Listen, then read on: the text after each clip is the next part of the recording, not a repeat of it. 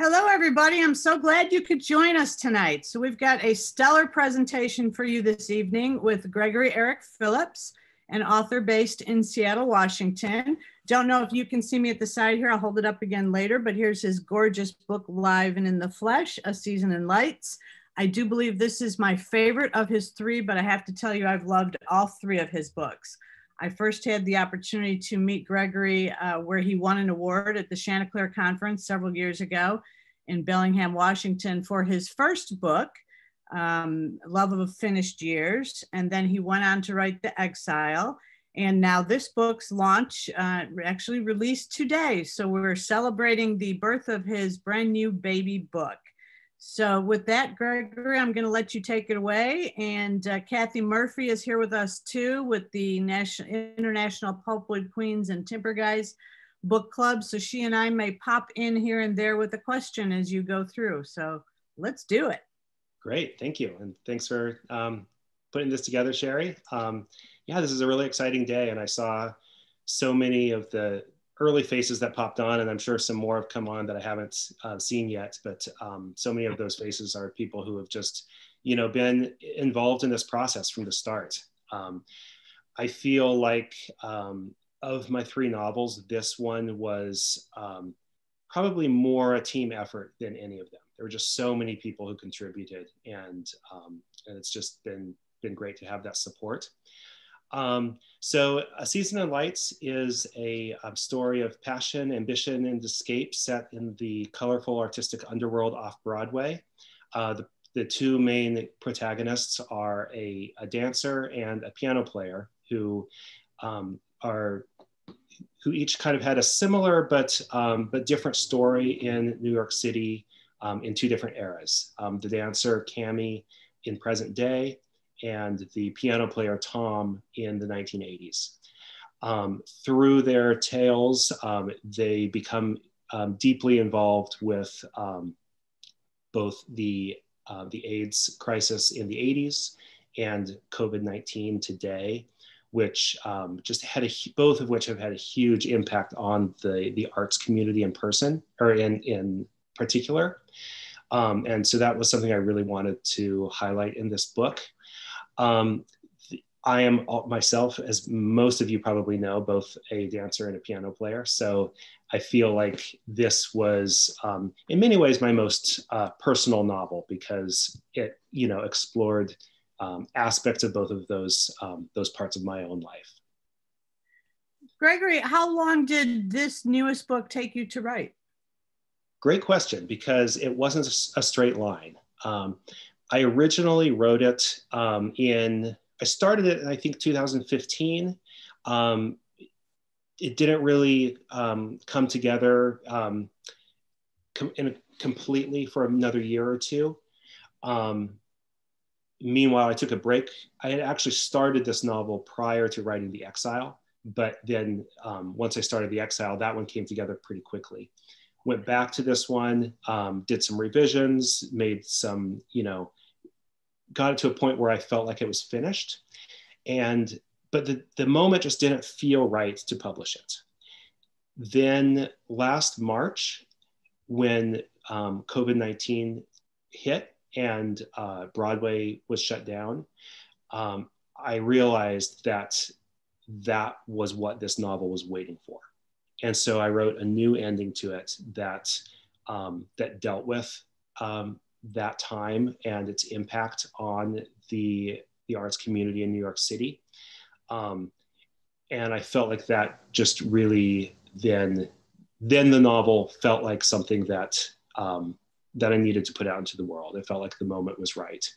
And it was very interesting that I was writing the parts of the novel that were exactly at the time that they were happening.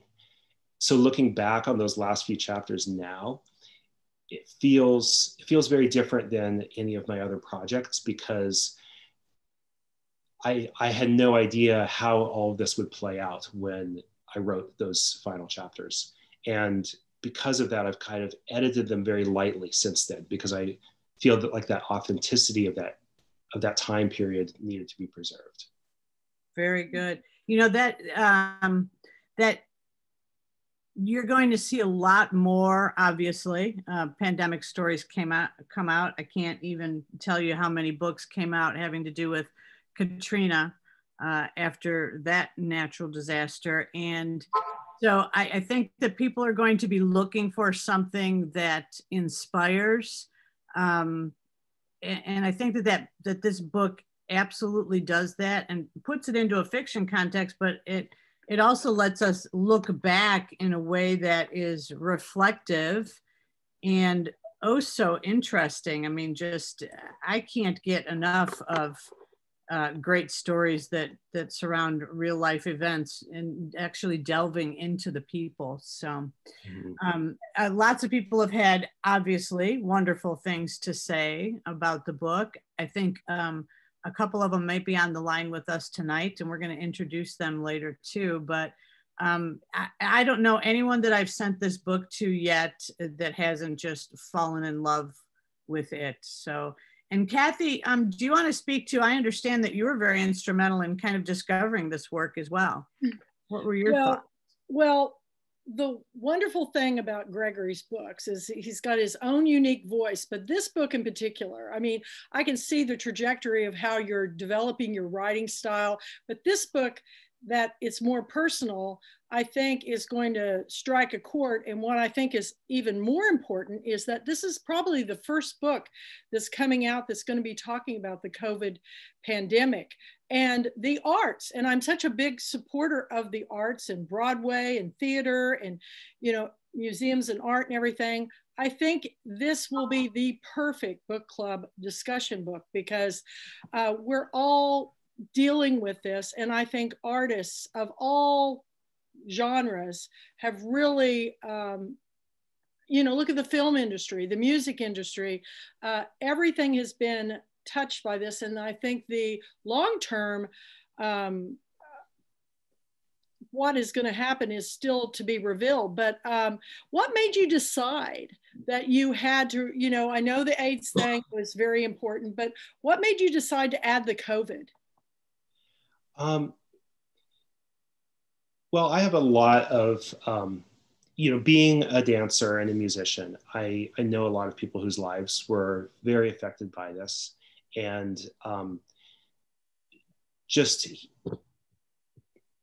you know, I think that, you know, obviously you know, when this all started back in March of last year, it was such a big thing on all of our minds, and none of us really knew quite what to think of it. I mean, there were, you know, the initial decisions that were made, there were no good answers, and there was a lack of a lot of knowledge and understanding. And that's where I think the novel as an art form can really be valuable, because when you write a novel that touches on a crisis or an event or an issue that maybe there's division on, you don't have to have the answers. You have to, what you do is you show the characters working through this.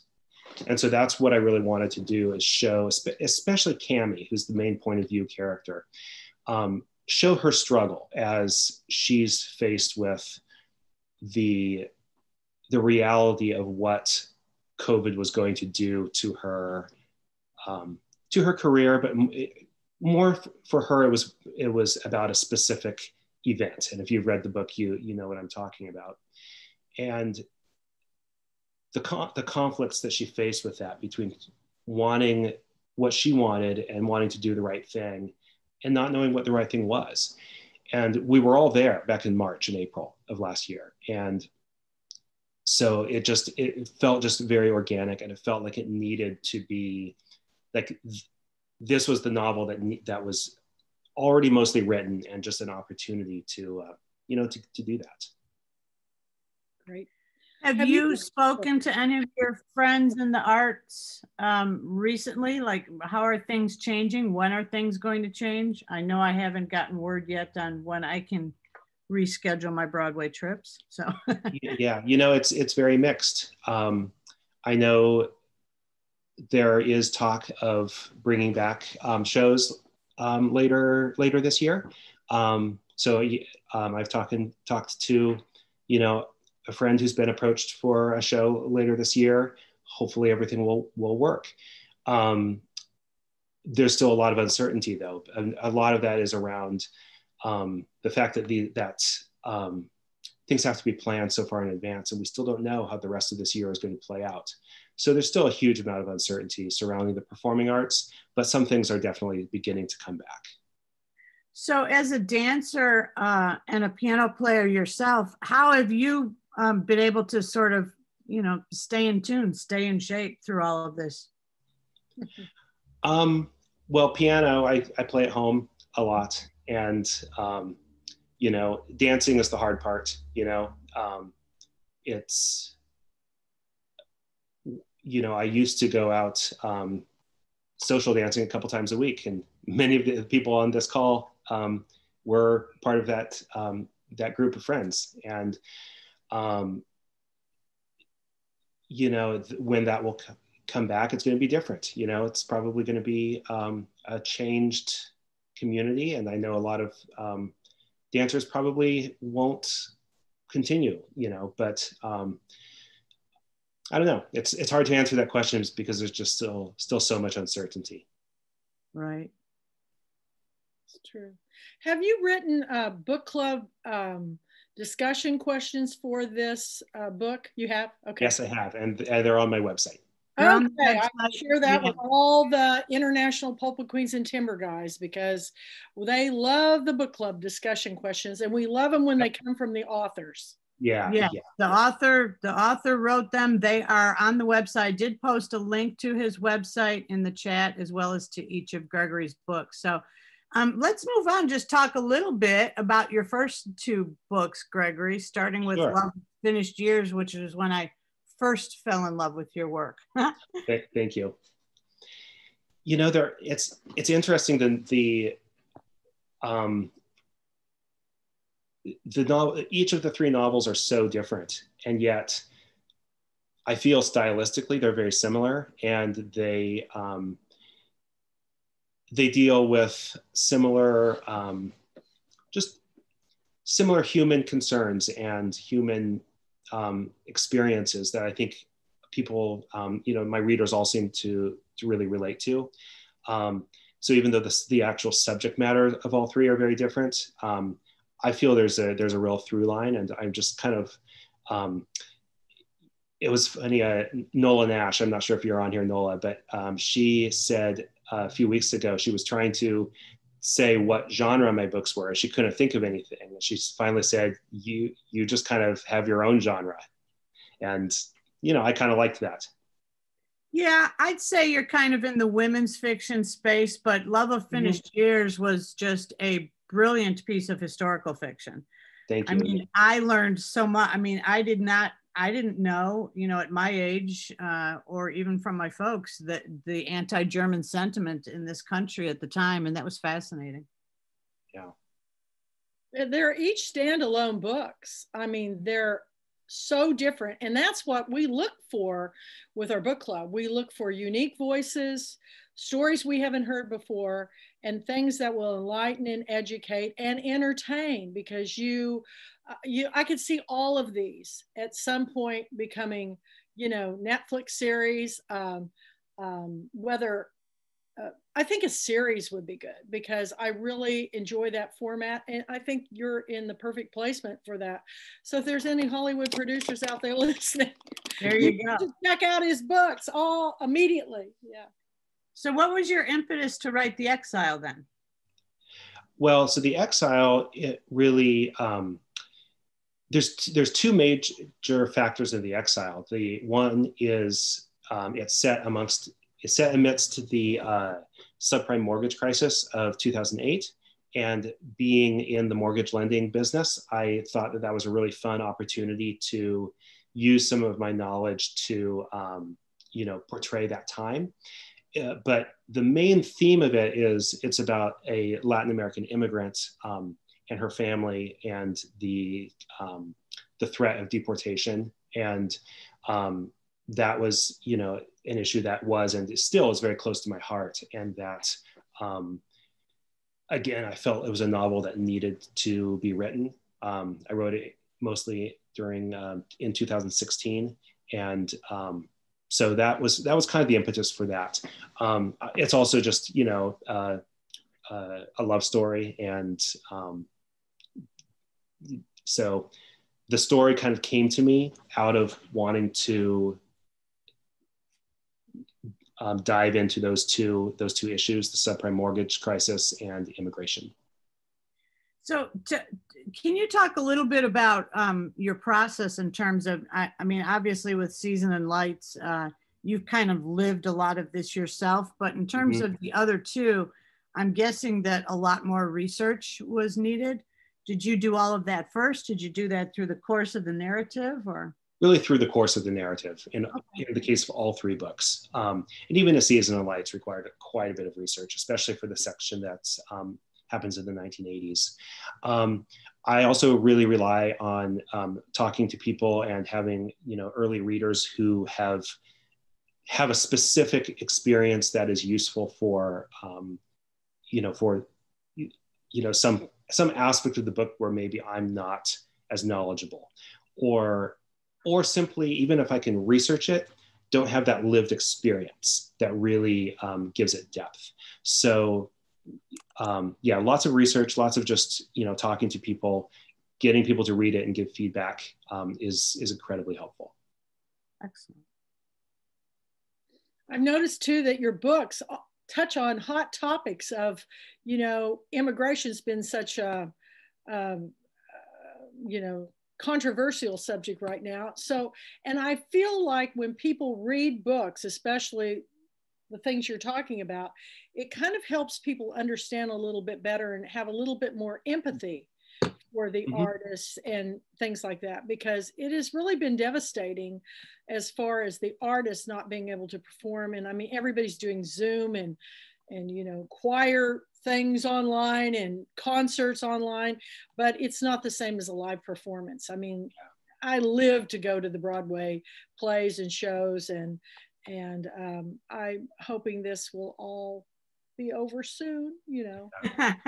Thank you for using the word empathy, because that's really one of my goals as a writer, is to, when people read my books, that maybe they'll have a little bit more empathy for somebody who's in a different situation than them, or somebody who had an experience that maybe they wouldn't have understood otherwise. That's to me, that's an important thing that I try to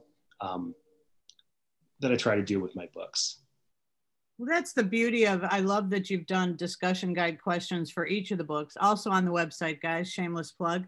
But they're each, there's so much, because they're so character driven, because place and time and issues play such an important part of each of the books. They are just rife with discussion possibilities, and they make for super, I mean, that's the beauty of a book club. We did one the other night that Kathy joined us at, and it's just, I can't even tell you how inspiring and uplifting it is to have people sitting around and talking about books, because they don't just talk about, you know, they liked what so-and-so wore on page 120. They talk about those issues, and it brings up substantive discussions of those issues, and it's super important. So Gregory mentioned, I think in the slide before this, that if you share the hashtag or use the hashtag share the love, then you can get free, oh, going backwards. Yeah. There it is. Yeah, there you go. Hashtag Season and Lights. Make sure that you share the love on that. A good one to share also, if you're sharing news of the book or photos of the book, is Bookstagram, because that reaches out to a lot of booksters and book bloggers and readers. And then if you let us know that you've shared or purchased the book, then Gregory can also send you, because we're not in a time of live anymore, bookmarks and a personally signed book plate for your Season and Lights book. And then also, if you are a book club or in a book club and would like to read it, then he can send you, you know, a dozen bookmarks and a dozen signed book plates for that too. That's great. And set up those fun Zoom calls like these are, despite the hiccups. And I also go ahead. I also wanted to mention the wonderful thing about Gregory is that when he comes to our annual book club convention, we get to see him dance. And last time he came in, he danced with another author, Claire Fullerton, a California author. And it was really the highlight of our grand finale, the Great Big Ball of Hair Ball. And the other thing I want to mention about Gregory, Gregory has brought back what it takes to be a gentleman. I cannot tell you how much I love his persona when we're together. I've done several events with him, but the way you are as a man and a gentleman, I think if we could just bring that back into the world. So you're bringing it through your books, but you are probably the most lovely person to host and be around because you're such a gentleman. And I'm going to thank your parents for that. I'm going to thank your parents because they raised you right. Thank you, Kathy. You're so sweet. Very good. So we will post later on, we will post this slideshow at his website too, and there'll be links there if you want to review the book or buy it. But with that, I think we're going to take it back to just an open gallery. So if you guys want to, Gregory's going to stop sharing the screen. And then if you want to see the gallery view so that you can get the whole Brady Bunch effect, then up near the top right of your screen, you'll see the view button. And rather than view as speaker, you can view as gallery to have anyone in there. So I know that there's a few shout outs that we want to make tonight. I know we have a few different authors with us. So Deborah Vance, raise your hand. There she is. She wrote a book that I think that Kathy has a copy of now, Sylvie Denied, which is fascinating work. And then one of the authors who is New York City based and also blurbed the book, has a gorgeous, gorgeous book out, is Carol Vandenhend. And I think that she is here too. I think I just do not see her face, but I'd like to give her a shout out as well. And then anyone else you want to give a shout out to, Greg, and then ask any questions? Don't be shy, guys. Ask them your burning questions.